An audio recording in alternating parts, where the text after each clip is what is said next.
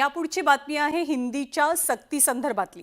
राज्यातल्या शाळांमध्ये पहिली ते 5वी पर्यंत इंग्रजी सोबतच हिंदी भाषा शिकण्याची सक्ती केली जाणार आहे।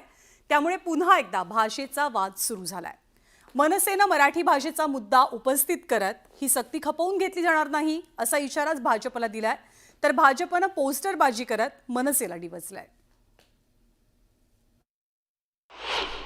शाळांमधील हिंदीच्या सक्तीला मनसेचा विरोध। हिंदीकरण होऊ देणार नाही। बॅनरबाजी करत भाजपनं डिवचलं। मनसेकडून भाजपला प्रत्युत्तर।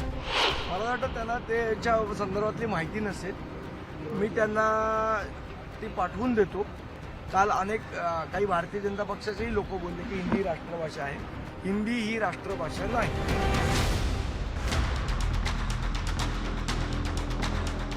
राज्य सरकारनं पहिली ते 5वीच्या विद्यार्थ्यांसाठी हिंदी ही तिसरी भाषा सक्तीची करून त्रिभाषा धोरणाला मान्यता दिली। या धोरणाला राज्यभरातनं विरोध होत असून मनसे आणि शिवसेना उबाठानं त्या विरोधात आक्रमक भूमिका घेतली। भाजपनं शिवसेना भवन परिसरात बॅनरबाजी करत दोन्ही भावांना डिवचण्याचा प्रयत्न केला, ज्यावर मनसेनं जोरदार प्रत्युत्तर दिलं। मला वाटतं त्यांना त्याच्या संदर्भातली माहिती नसेल, मी त्यांना ती पाठवून देतो की हिंदी ही राष्ट्रभाषा नाही। काल काही भारतीय जनता पक्षाचेही लोक बोलले की हिंदी राष्ट्रभाषा आहे। ज्या 22 भाषा आपल्या कॉन्स्टिट्यूशनने रिकॉग्नाइज केल्या त्या 22 भाषांपैकी एक भाषा हिंदी आहे, हिंदी ही राष्ट्रभाषा नाही।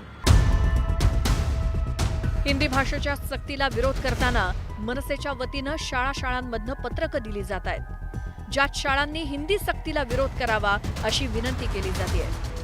हिंदीच्या या सक्तीला महाराष्ट्रातील भाषा सल्लागार समितीने देखील विरोध केलाय, तसं पत्र सरकारला पाठवण्यात आलंय।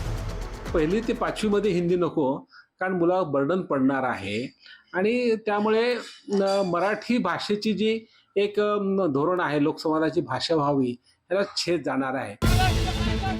हिंदी भाषेच्या विरोधाला उत्तर देताना मुख्यमंत्री देवेंद्र फडणवीसांनी आपल्या खास शैलीत विरोधकांना टोला लगावला होता। मला एका गोष्टीचं सातत्याने आश्चर्य वाटतं की हिंदी सारख्या भारतीय भाषेला आपण विरोध करतो आणि इंग्रजीचे मात्र गोडवे गातो, इंग्रजी खांद्यावर घेऊन मिरवतो।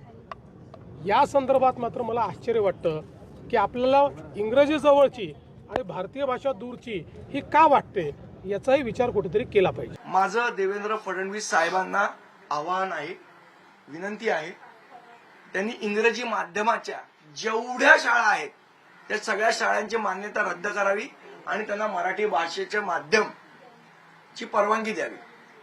तुम्ही सरकारमध्ये करू शकता, करा। भाजप आणि शिवसेना शिंदे गटाची सत्ता आल्यापासून मुख्यमंत्री देवेंद्र फडणवीस आणि उपमुख्यमंत्री एकनाथ शिंदे यांची मनसे प्रमुख राज ठाकरे यांच्या सोबतची जवळीक वाढली।